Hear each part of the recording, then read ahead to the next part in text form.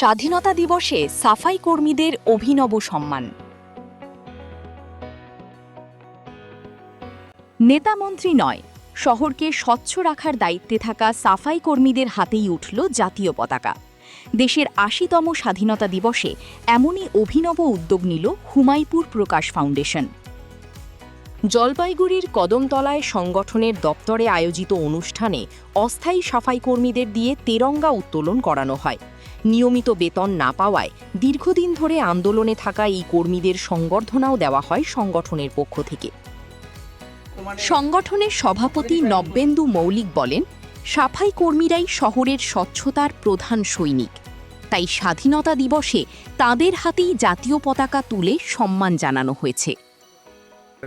দেখুন, গোটা দেশের সাথে আজকে প্রকাশ ফাউন্ডেশন ৮০তম স্বাধীনতা দিবস পালন করছে। জলপাইগুড়িতে আমাদের এই স্বাধীনতা দিবস আমরা স্বচ্ছতা কর্মীদের সঙ্গে পালন করলাম, যারা জলপাইগুড়ি পুরসভার অস্থায়ী চুক্তিভিত্তিক স্বচ্ছতা কর্মী, এবং তাদের হাত দিয়ে আজকে আমরা জাতীয় পতাকা এবং আমাদের সাংগঠনিক পতাকা উত্তোলন করলাম, এবং এই পতাকার মান এবং সম্মানকে আরও অনেক বেশি করে আমরা বৃদ্ধি করলাম। কারণ আমরা মনে করি যে এই শহরের স্বচ্ছতার সেনানী সৈনিক হচ্ছেন স্বচ্ছতা কর্মীরা। তারা আমাদেরকে ভালো রাখেন, সুস্থ রাখার চেষ্টা করেন বলেই আমরা সুস্থ, সতেজ এবং স্বচ্ছ নির্মল শহরে বসবাস করার সুযোগ পাই।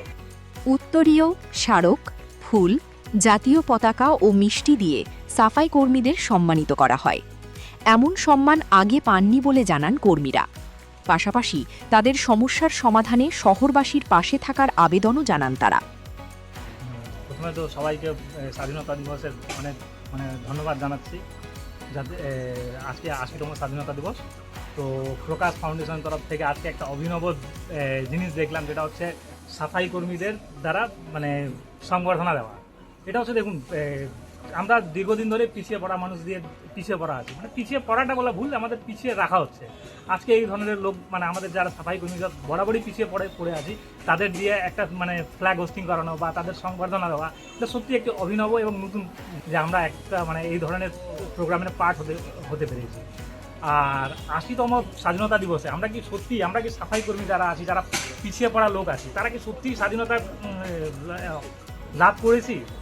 কারণ দেখুন, আমরা দীর্ঘদিন ধরেই প্রতিনিয়ত রেগুলারই কাজ করে যাচ্ছি, শহরের জঞ্জাল পরিষ্কার করছি, শহর পরিষ্কার করছি, কিন্তু আমাদের সামান্য বেতনটুকুর জন্য আমাদের প্রত্যেকবারই আন্দোলন করতে হচ্ছে। আমরা মায়না পাচ্ছি না, বেতন পাচ্ছি না, স্যালারি পাচ্ছি না, পেনশন পাচ্ছি না, এরিয়ার পাচ্ছি না। সব কিছুর জন্যই আজকের দিনেও স্বাধীনতা ৮০ বছর পার হওয়ার পরেও সঠিকভাবে কাজ করার পরেও আমাদের প্রত্যেকবার আন্দোলন করতে হচ্ছে মায়নার জন্য। এটা অত্যন্ত দুর্ভাগ্যজনক ব্যাপার। সাফাই কর্মীদের সম্মান জানিয়ে এই উদ্যোগের প্রশংসা করেছেন শহরের নেটিজেনরাও।